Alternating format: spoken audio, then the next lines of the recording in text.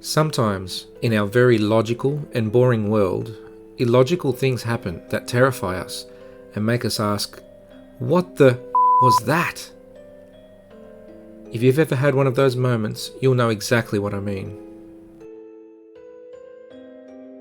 If you love our videos, make sure you like, subscribe, and press the bell icon for more chilling true tales.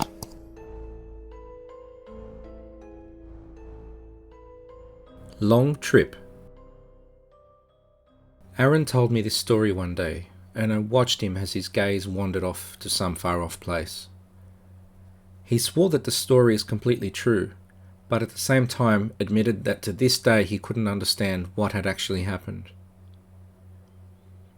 Aaron had been out one day running some errands in the town, and during the day he had met a lady who he took a liking to. They got to talking and spent the rest of the afternoon together, chatting and enjoying each other's company. They were getting along really well, and throughout the course of the evening they started to realize the attraction between them, and they became a little intimate. The lady soon invited him back to her house, and he agreed to go with her. He recalls that her house was not a normal house in the suburbs, but was actually more like a cabin on a large block of land. He said that, quote unquote, it was in the middle of nowhere. After a good amount of time driving, they arrived at the cabin and went inside. Here they had relations and soon fell asleep.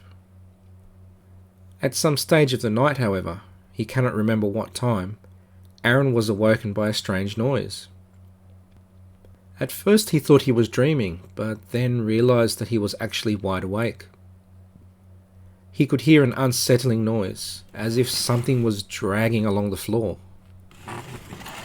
He was startled and sat up to look around, but couldn't see anything in the dimly lit cabin. He lay back down a little confused, but the noise continued. Something was being dragged across the floor. Aaron continued to listen closely in the silence of the night, and he heard what he described as a constant sound like scratching and dragging along the floor. Slowly but surely, the sound seemed to edge closer and closer to the bed that they were in, but he could still see nothing. Aaron started to grow very afraid as he could not understand exactly what was going on. Surely something that sounded so loud and so large would be able to be seen, but there was nothing there. Suddenly, he jumped in surprise when the lady he had met sat up in the bed and yelled out to the darkness, "Go away! Leave us alone!" The sound stopped immediately, and did not return that night. Too afraid to sleep again, he would soon welcome the light of the morning and prepared to leave this strange place.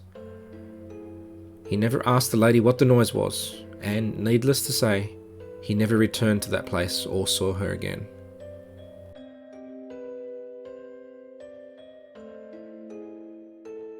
The Hooded One. Spiro recalled an eerie event that once happened to him and his girlfriend Anna many years ago.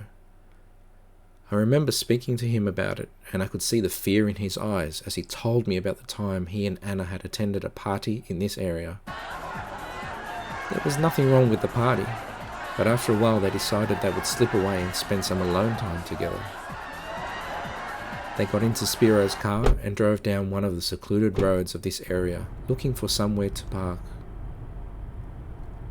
The downhill trip was slow going as the night was pitch black and they feared running off the road.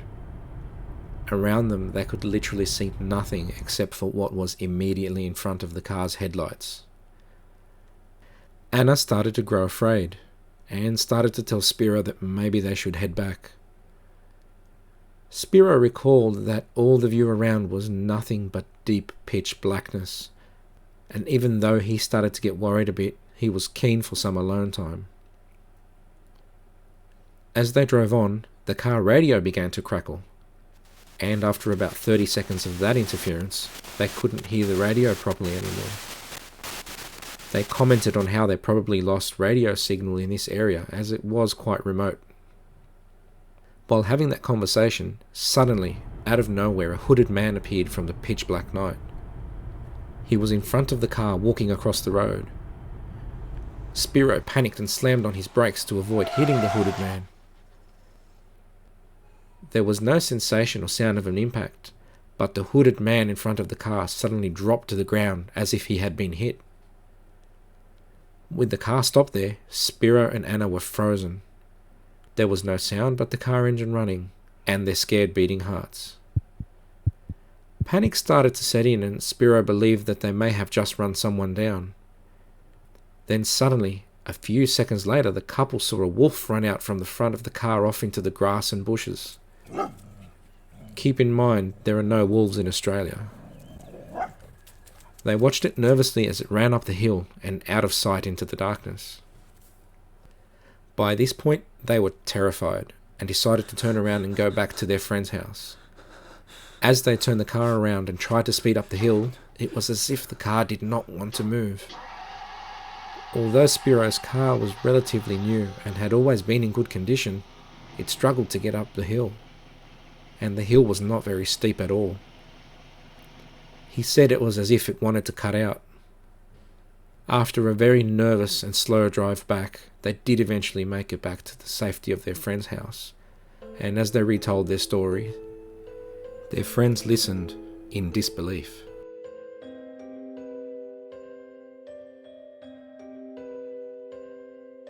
Leaping Shadows. This is a story retold to me by Fred. Fred was in his teens, and he lived with his parents and siblings. He was lying in bed early one morning. In the dimness of the morning, he thought he could see something moving in his cupboard, and tried adjusting his eyes. The sliding door compartment in the top section of the cupboard was open, and as Fred looked closely, he couldn't believe his eyes.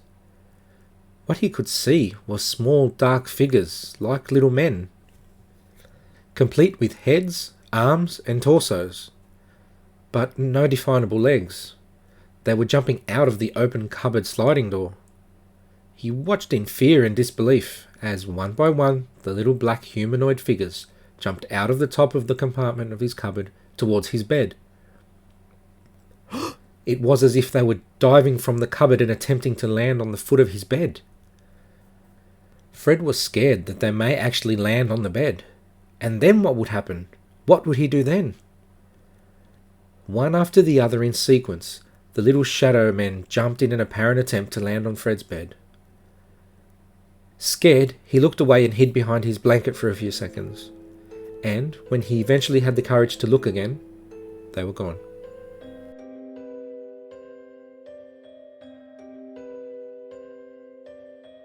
When the unexpected attend mass.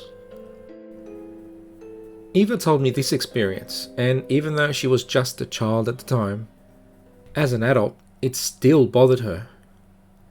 This experience for her was unexplained, and gave her an unreasonable avoidance of the paranormal all her life. Eva was a child in school at the time this happened.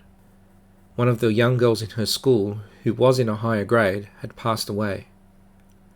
Eva could not remember the exact details of the older girl's passing, as the story was from some time ago, but she did remember that it had shocked all the students at the school, and the staff as well.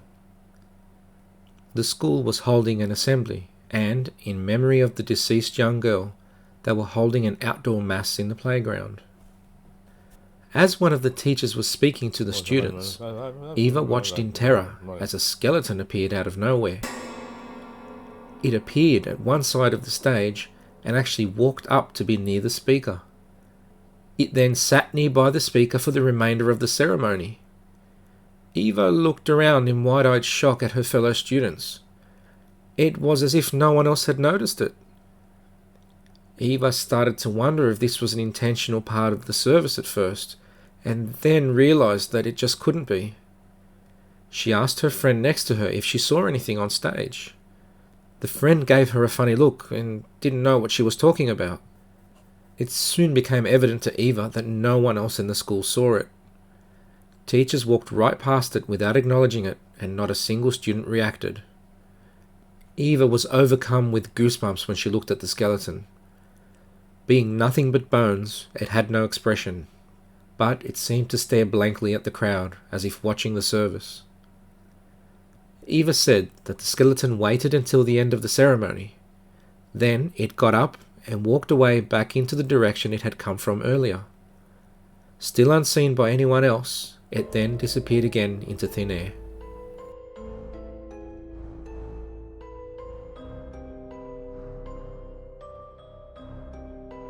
Make sure you like and subscribe and click on screen for more true ghost stories and paranormal events. And send us your true ghost stories. Our contact details are below.